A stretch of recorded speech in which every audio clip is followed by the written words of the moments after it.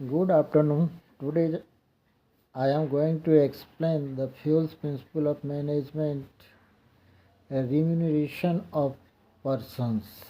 A remuneration of persons. First see what is the principle. What is this principle? According to this principle, employees in the organization must be paid fairly or sufficiently to give them maximum satisfaction. The employee should pay fair wage and salary, which should give at least reasonable standard of living. At the same time, the wage and salary should be within the paying capacity of the company.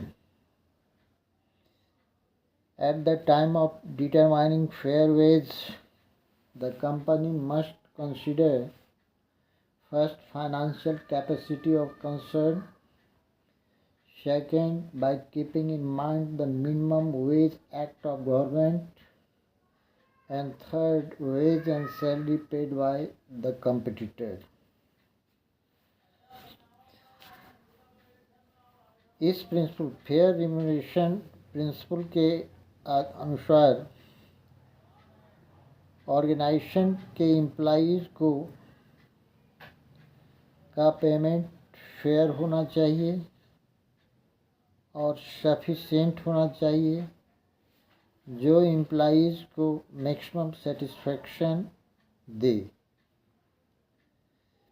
Employees का veg और salary fair हो, जो कम से कम या जिसके आधार पर employees कम से कम reasonable standard of living को मेंटेन कर सके।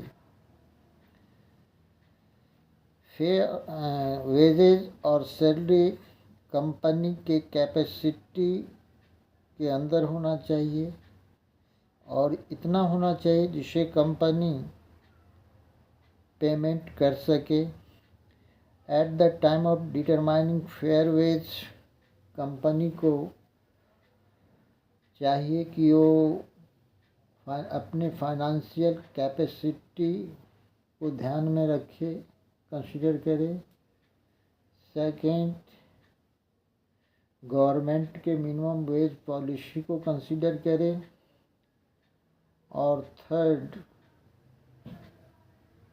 कंपटीटर के द्वारा कितना वेज और सैलरी अपने एम्प्लॉइज़ को दिया जा रहा है।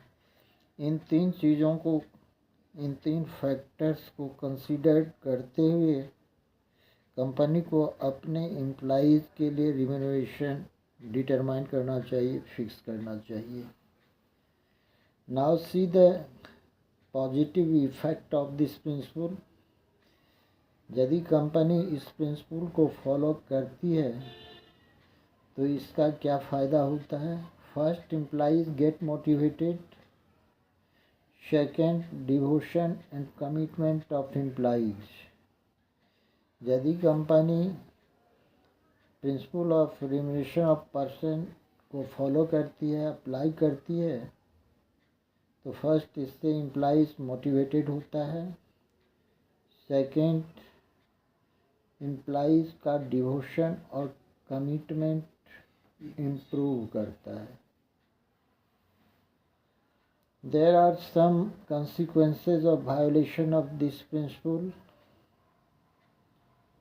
First, increase in turnover of employees. Second, dissatisfaction and demotivation of employees.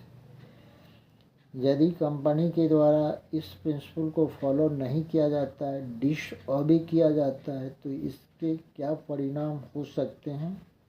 तो फर्स्ट है कि एम्प्लॉइज़ का टर्नओवर इंक्रीज़ करता है, एम्प्लॉइज़ में आना जाना बढ़ जाता है। सेकंड है असंतुष्टि या डीमोटिवेशन एम्प्लॉइज़ में बढ़ता है। एम्प्लॉइज जो है में डिससेटिस्फैक्शन और डीमोटिवेशन बढ़ जाता है। That's all.